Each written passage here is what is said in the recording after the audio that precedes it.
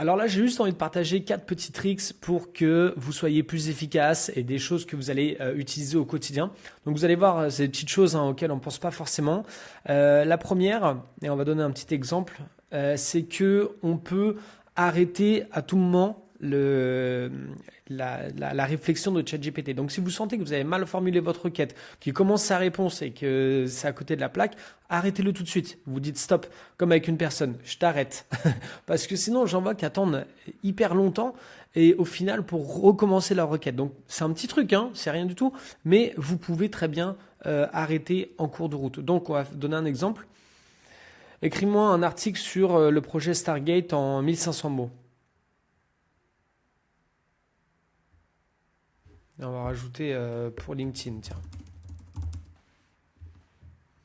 D'ailleurs, hop là, je vous donne un petit trick en plus. Si vous avez oublié quelque chose et vous mettez stop dans la transcription, vous pouvez refaire. Il ne va pas tout réécrire. Hein.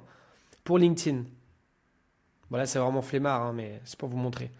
Donc, il a marqué pour l'Étienne. Donc, voilà, hop, super. Mon exemple n'a pas marché. Mais, vous voyez, en général, il va comprendre. Si, par exemple, il avait marqué LinkedIn, vous allez voir, ça va quand même marcher. Donc là, recherche sur le web, blablabla. Bon, il a compris. Il a compris. Et donc là, je vais l'arrêter. Stop. Je vais dire, ok, trop long. Et je vais modifier. Donc c'est ça le petit truc que je voulais montrer. Vous pouvez taper stop ici en fait. Et vous pouvez, hop, modifier votre requête en cours de route. Et là, je vais marquer... hop, en 500 mots, allez, on va mettre 300 mots impactants pour LinkedIn. Vous voyez? Donc, n'attendez pas 1000 ans qu'il écrive tout. Et il va relancer son truc, il va recommencer. Et vous voyez, en haut, là, il n'y a rien. Donc, il recommence et il réécrit l'article. OK? Deuxième chose, vous pouvez travailler de l'ordi au portable. Par exemple, si vous avez commencé cet article et que ensuite vous êtes sur la route ou à un autre endroit, vous pouvez prendre votre portable, ouvrir, le chat il va en fait s'ouvrir puisque c'est connecté entre votre application et votre ordinateur. Donc là, j'ouvre sur mon portable et j'ai le chat là où je me suis arrêté en fait tout simplement. Et donc là, je vais pouvoir utiliser l'audio. Non, mais je veux que ça soit vraiment pour un post LinkedIn plus court. Voilà, je rajoute cette demande, il envoie, hop. Et donc là, il est en train de le faire sur mon portable, donc on ne le voit pas en live. Mais quand je rentre chez moi un petit peu plus tard, donc là ensuite je peux faire ma vie, j'éteins mon portable, hop, enfin je le mets en veille, je le pose. Et là, quand j'irai sur mon application, je vais faire un petit refresh. Et voilà, il a fait version courte, plus percutante et fluide, parfaite pour LinkedIn, blablabla.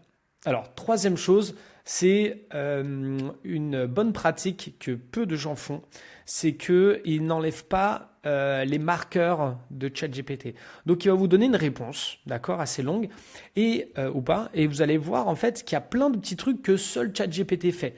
Il met, par exemple, des longs traits là, il y a un long séparateur ici. Il va mettre ce petit tiret ici qui est long, et ça... Voilà, regardez celui-là. Là. Il est ici.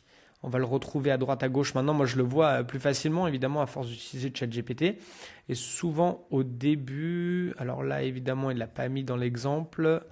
Mais il utilise beaucoup ces tirets-là. Et maintenant, beaucoup de gens savent que ça, c'est du ChatGPT. Je vais y arriver. Notamment, le fait de mettre en gras certaines choses. Donc, si vous n'avez pas envie que ça se voit que vous avez fait quelque chose par ChatGPT, vous enlevez le gras, vous enlevez les gros tirets comme ça. Il y en a beaucoup en général. Là, étonnamment, il n'y en a pas beaucoup, mais bon, voilà. Il y a certaines façons de parler aussi qu'il faut enlever.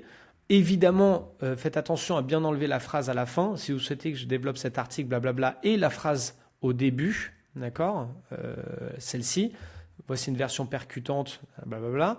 Souvent, il y a des petits emojis qui sont utilisés un peu partout. Vous pouvez décider de les garder ou de les changer, mais s'il y en a beaucoup, parfois ça sent le ChatGPT à plein nez. Et rien que de faire ça, déjà, ça augmente la qualité dans vos échanges, puisque même si tout le monde utilise plus ou moins l'IA et ChatGPT, on n'a pas envie de savoir que la personne n'a pas fait l'effort de rédiger ou de repasser dessus. On se dit, ah, ça perd en qualité puisqu'il n'est pas repassé dessus du tout. La dernière chose, on en a déjà parlé, c'est sur le format. Vous pouvez en fait lui demander de faire un copier-coller pour des logiciels spécifiques. Alors je sais que j'en ai déjà parlé un petit peu, mais là c'est un exemple qu'on peut reprendre, un petit truc qu'il faut avoir, une petite habitude. Je peux par exemple lui demander de le faire pour que je puisse, sous forme de tableau, pour que je puisse le copier-coller dans Notion.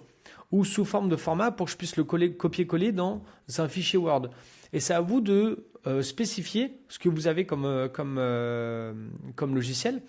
Et ça, je pense que c'est un bon petit réflexe à avoir. Donc, par exemple, je vais lui dire, dans la première version là, que tu m'as écrite, j'aimerais que tu me fasses un tableau avec les différents enjeux. Est-ce que ça implique pour les différents décideurs et les différents acteurs, PME, RH, etc., comme tu m'as déjà proposé.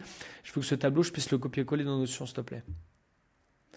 Alors, à quoi ça sert de faire ça? C'est qu'ensuite, là, dans l'exemple que je vous donne dans Notion, ce tableau, en fait, je vais pouvoir le transformer derrière en base de données, par exemple.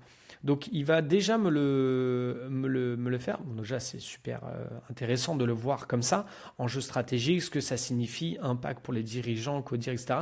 Encore une fois, j'insiste, regardez, pour les différents acteurs, j'ai dit TPE, PME, ARH, il a mal écrit. Mais il comprend quand même, il me l'a marqué, RH, impact pour les TPE, PME.